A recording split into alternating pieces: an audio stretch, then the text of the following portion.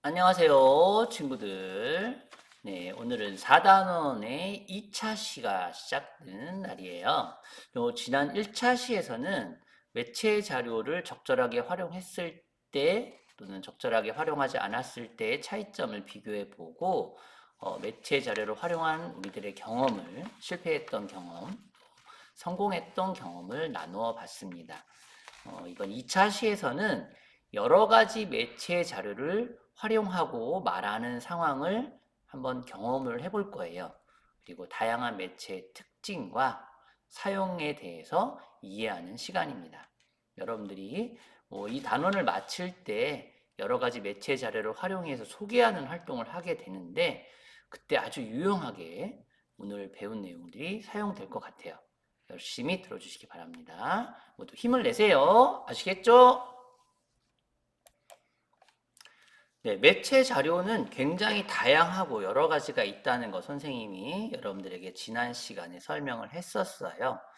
그렇다면 오늘 그런 다양한 매체들이 실제로 어떻게 사용이 될 수 있는지 간접 경험을 한번 해보도록 하겠습니다. 첫 번째는요, 주요 농작물의 주산지 이동 변화가 나와 있는 지도입니다. 그림 지도죠. 여학생이 그림 지도를 보면서 설명을 하고 있는데 우리나라 기후가 점점 아열대화되면서 농산물 주산지가 바뀌고 있다고 합니다. 그리고 이 지도를 보면 제주도에서 재배되던 감귤이 이제 내륙에서 재배된다는 점을 쉽게 알 수 있어요. 여기 보시면 제주도에서 재배되던 감귤이 이렇게 육지로 올라왔죠. 섬에서. 그리고 다른 것들도 이렇게 좀 올라가고 있네요. 전체적으로. 인삼 같은 경우 이렇게 위로 많이 올라와 있고, 감도 좀 많이 올라와 있고요. 사과 같은 경우는 저 높이, 어, 여기 영천의 사과가 쭉 올라가서 여기 정선, 영월, 양구 같은 강원도에서 재배가 되네요. 한번 질문에 답을 한번 해보도록 합시다. 질문을 먼저 여러분들이 이제 만들어 보는 건데요. 첫 번째 질문은 이런 질문들이 가능하겠죠. 무엇의 변화를 알려주는 건가요? 네. 이 지도에서 나타나는 변화는 무엇인가요? 여기 써 있죠. 주요 농작물 주산지의 이동 변화. 여기서 주요 농작물이란 인삼, 사과, 귤, 감, 뭐 이런 것들이 되겠네요. 또 감귤의 주산지는 어디에서 어디로 이동하게 됐죠? 감귤의 주산지는 제주도에서 고흥, 진도, 통영으로 이동이 되는 것을 그림 지도에서 알 수가 있습니다. 영천에서 영월, 정선, 양구로 주산지가 이동한 과일은 무엇입니까? 네, 여기 영천에서 이렇게 올라간 거 사과 알 수 있죠? 사실 이렇게 그림 지도는 지명을 우리가 설명할 때 또 무엇인지를 설명할 때 무엇이 변했는지를 설명할 때는 그림과 지도가 같이 쓰이면 좋습니다. 이렇게 지도를 통해서 쉽게 질문을 만들 수가 있겠습니다.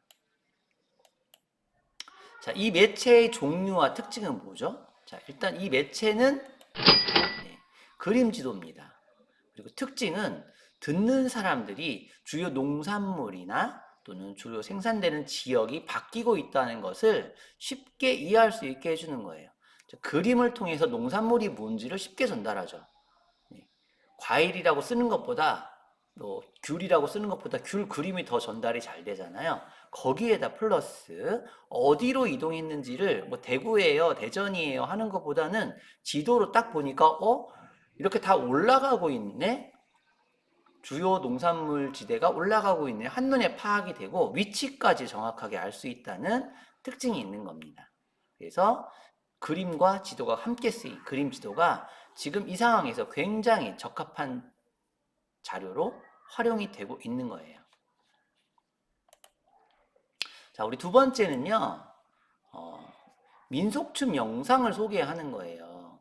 폴란드의 민속춤 영상을 소개하는데 영상을 보여줘야지 또 베트남의 의상을 소개하고 싶어요.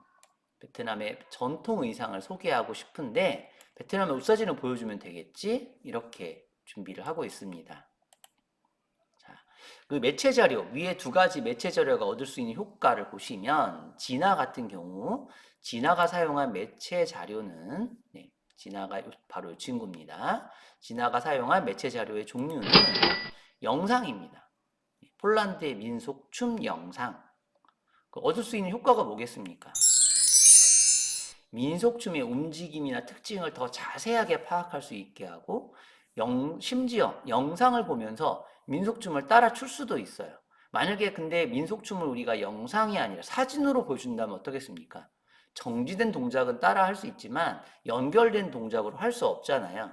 그래서 이렇게 영상을 보는 것은 이 춤에서는 굉장히 중요해요. 보통 모든 우리나라의 대부분의 케이팝 아이돌들도 영상을 보면서 따라합니다. 자기들이 연습한 거 틀린 부분도 보면서 또 연습하고. 그 영상은 춤에서는 뺄 수가 없어요. 자, 별이 같은 경우는 사진을 사용을 했어요. 사진이 얻을 수 있는 효과는 바로 이런 부분이죠.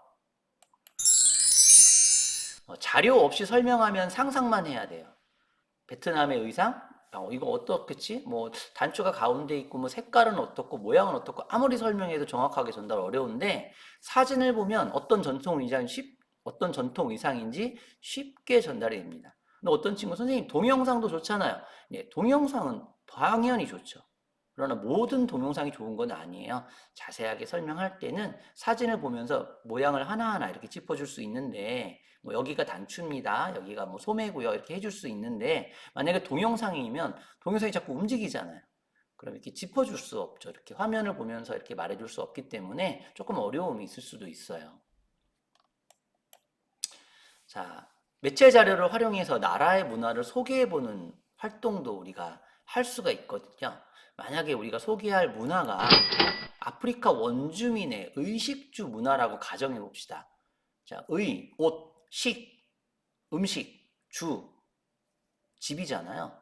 활용할 수 있는 매체, 옷과 음식과 그리고 집을 소개할 수 있는 매체 자료 뭐가 있겠습니까? 네. 책에 있는 사진과 설명 자료들이 가능할 겁니다. 물론 뭐 동영상 자료도 가능할 거고요. 다양한 자료들이 가능한데 이렇게 사진이 없이는 옷차림이라든지 또 음식의 모습, 또 집의 모습을 설명하기는 어렵습니다. 또 만약에 우리가 이런 것을 설명한다면 어떨까요? 에스키모의 음식 문화를 소개하려고 해요. 에스키모는 어떤 음식을 먹고 생활하는지 알고 싶다면 네, 여기 적절한 매체는 인터넷 동영상과 설명 자료. 그래서 음식을 만드는 과정도 보여주고 또 설명하는 어떤 소리까지 같이 있잖아요. 그래서 그런 것들, 음식의 전통이나 음식을 만드는 방법도 함께 소개할 수 있다는 장점이 있어요. 네, 또 서남아시아의 결혼 문화를 우리가 소개한다고 가정해 볼까요? 그렇다면 어떤 매체 자료가 가능하겠습니까? 네. 뉴스의 동영상이나 책의 사진 등도 가능할 겁니다. 그래서 뉴스에 있는 동영상 중에 서남아시아에 결혼하는 영상을 이렇게 보여주면서 설명할 수도 있을 거고요. 책에 나와 있는 어떤 결혼식 관련 사진들을 보면서 설명도 가능할 겁니다. 또 마지막으로 우리나라 옛날 결혼 문화를 만약 소개한다면 네. 할아버지 할머니의 경험담과 사진이 또 활용될 수도 있어요. 사실 경험담은 일종의 이제 음성 소리잖아요. 이 소리도 굉장히 실질적인 자료가 될 수도 있습니다. 특히 이렇게 어떤 고증을 거쳐야 하거나 실제 경험이 전달되면 굉장히 효과적일 때, 예를 들면 우리 할아버지가 실제 결혼했던 과정을 할아버지의 목소리로 듣는다면 훨씬 더 효과적이겠죠. 자, 오늘 우리가 2차 시 활동을 마치게 되는데 148쪽부터 149쪽까지 활동 꼭 기록해 주시기 바라고요. 교과서는 등교시에 선생님이 검사할 거니까 잊지 마시고 빠짐없이 기록해 주시기 바랍니다. 그리고 마지막으로 149쪽에 내가 소개하고 싶은 나라의 문화와 내가 사용할 매체 자료를 간단히 쓰는 게 있어요. 여러분들 그거 잊지 마시고 꼭 해주세요. 네, 오늘 두 번째 샷이 여러 가지 매체 자료를 활용하는 간접 경험을 해봤고요. 또 거기에 따라서 다양한 매체의 활용과 쓰임 그리고 특징에 대해서 이해를 해봤습니다. 여러분들 마지막으로 148쪽, 149쪽 교과서 활동 마무리해 주시고 149쪽에 내가 만약 어떤 나라에 대해서 소개를 한다면 그런 전제로 어떤 나라를 소개할 것인지와 함께 또 어떤 자료를 쓸지를 간단하게 쓰는 것 잊지 마시고 꼭 기록해 주시기 바랍니다. 약속은 항상 지켜야 합니다. 예, 영상만 보지 마시고 꼭 교과서 활동으로 마무리해 주세요. 자, 모두 안녕.